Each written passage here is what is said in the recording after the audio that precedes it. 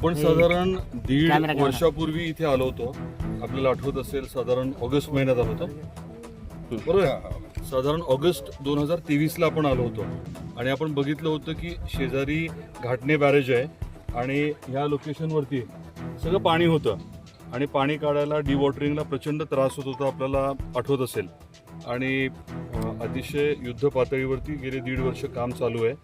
आणि आता काय परिस्थिती आपण बघू शकता. एकदम वरचा स्लॅब जो आहे तो आता राहिला आहे. तो स्लॅब झाल्यानंतर साधारण एक महिन्याभरामध्ये मग मेकॅनिकलकडे हे सगळं स्ट्रक्चर दिलं जाईल आणि मग पंप हाऊसचं काम जे आहे ते परत एकदा युद्ध पातळीवरती होईल. इथनं पाणी उचलून आपल्याला माहिती आहे की 2 टप्पे 3 टप्पे करत करत ते पुढे तुळजापूर तालुक्यात येणार आहे आणि टप्प्याटप्प्याने रामदऱ्यामध्ये आपल्या घाटणे बॅरेजमधलं उचललेलं पाणी जे आहे भोयऱ्यात पंप हाऊसच्या माध्यमातून ते पुढे आपल्या रामदऱ्यामध्ये येणार आहे. रामदऱ्यात आलेलं पाणी जे आहे ते पुढे तुळजापूर तालुका, नंतर उमरगा लोहारा तिकडे नेण्याचं देखील नियोजन जे आहे ते आता चालू आहे. लवकरच त्याच्या बाबतीत देखील निर्णय होतील आणि त्याचे टेंडरिंग होईल. महत्त्वाची बाब ही आहे की गेल्या दीड वर्षात प्रचंड प्रगती झाली आहे. अनेक अडचणी होत्या, पाण्याचं तर मी सांगितलं, बाकीचे बऱ्याच अडचणी होत्या, परंतु त्या सर्व बाबींवरती मात करत आपले सर्व जलसंपदाचे जे अधिकारी आहेत, इंजिनियर्स आहेत आणि महत्त्वाचं म्हणजे हे काम करणारे जे कॉन्ट्रॅक्टर्स आहेत त्यांचे सहकारी असतील, त्यांनी सगळ्यांनी अतिशय मन लावून हे काम केलं, अडचणींवरती मात केली.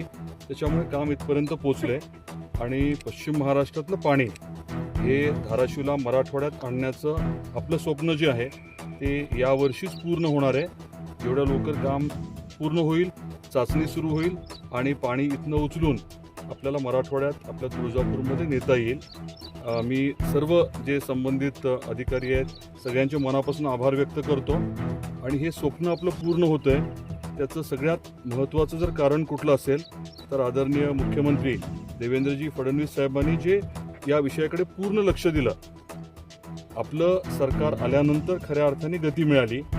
महायुतीचं सरकार असताना काय झालं, ठाकरे सरकार असताना काय झालं, या विषयात मी जातही नाही, परंतु आपल्याला आवर्जून मला सांगायचं आहे की हे मधलं जर आता येणारा जो पावसाळा आहे त्या पावसातल्या पाण्यावर टेस्टिंग होणार आणि ते पाणी तुळजापूरपर्यंत पोहोचणार. आत्ताचं नियोजन आपण म्हटलं तसं हेच आहे की या पावसाळ्यात किंवा पावसाळ्यात संपल्यानंतर पाणी इथनं उचलायचं आणि रामदऱ्यापर्यंत न्यायचं. या पूर्ण सिस्टमची टेस्टिंग आणि याच्याच बरोबरीने रामदऱ्याच्या पुढे जे पाणी न्यायचं आहे त्याचं टेंडर, या दोन्ही गोष्टी आपण आवर्जून करून घेणार आहोत.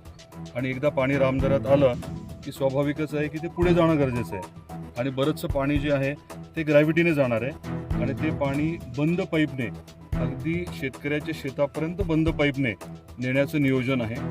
ते कामही लवकरच आपण हाती घेऊ. लँड ॲक्टचं सरकार असताना, ठाकरे सरकार असताना या विषयाच्या बाबतीत काय झालं हे काही मी बोलणार नाही, परंतु आपलं महायुतीचं सरकार आल्यानंतर देवेंद्रजी फडणवीस साहेब हे स्वतः जलसंपदा मंत्री होते आणि आपल्या या पूर्ण प्रकल्पाला त्यांनी जे बळ दिलं, खरं तर पहिलं मंजुरी जी आहे सुप्रमा ती आपल्याच प्रकल्पाला मिळाली होती आणि त्याच्या माध्यमातून मग टेंडरिंग झालं, काम जे आहे ते मार्गी लागलं आणि आज या परिस्थितीपर्यंत आपण पोहोचलोय. काही छोटे छोटे विषय आहेत, महत्त्वाचे विषय अजून प्रलंबित आहेत, परंतु नक्कीच ते पूर्ण होतील आणि आई तुळजाभवानीच्या आशीर्वादाने यावर्षीच पाणी जे आहे ते घाटणे बॅरेजच्या इथनं उचलून आपल्या रामदऱ्यापर्यंत येईल. या पावसाळ्यात आता येणारा जो पावसाळा आहे त्या पावसातल्या पाण्यावर टेस्टिंग होणार आणि ते पाणी तुळजापूरपर्यंत पोहोचणार. आत्ताचं नियोजन आपण म्हटलं तसं हेच आहे की या पावसाळ्यात किंवा पावसाळ्यात संपल्यानंतर पाणी इथनं उचलायचं आणि रामदऱ्यापर्यंत न्यायचं. या पूर्ण सिस्टमची टेस्टिंग आणि याच्याच बरोबरीने रामदऱ्याच्या पुढे जे पाणी न्यायचं आहे त्याचं टेंडर, या दोन्ही गोष्टी आपण आवर्जून करून घेणार आहोत. आणि एकदा पाणी रामदऱ्यात आलं की स्वाभाविकच आहे की ते पुढे जाणं गरजेचं आहे आणि बरंचसं पाणी जे आहे ते ग्रॅव्हिटीने जाणार आहे आणि ते पाणी बंद पाईपने अगदी शेतकऱ्याच्या शेतापर्यंत बंद पाईपने नेण्याचं नियोजन आहे.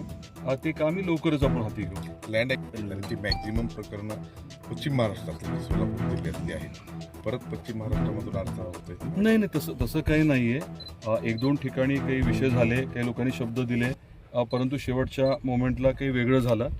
त्या बाबतीमध्ये योग्य ती खबरदारी घेतली आहे सर्व अधिकाऱ्यांनी आणि सर्व संबंधितांनी.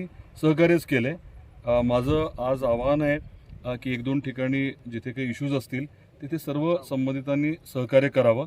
एवढा मोठा महत्त्वाचा प्रकल्प याच्या बाबतीमध्ये खोडा घालण्याचं काम कोणी करेल असं मला वाटत नाही आणि प्रशासन जे आहे ते पूर्ण ताकदीने ठरल्याप्रमाणे हे काम पूर्ण करेल.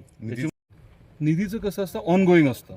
निधीची जी आवश्यकता होती मार्च एंडला ती बऱ्यापैकी आपण उपलब्ध राज्य सरकारच्या माध्यमातून केल्यामुळे ती काही अडचण आलेली नाही आहे आणि परत एकदा जून-जुलैमध्ये निधीची उपलब्धता निश्चितपणे होईल. निधीमुळे काम थांबलं आहे असा काही विषय नाही, व्यवस्थित काम चालू आहे. त्यामुळेच मी आपले जे सर्व अधिकारी आहेत आणि जे कॉन्ट्रॅक्टर आहेत त्यांचा मनापासून आभार व्यक्त केले. ओके.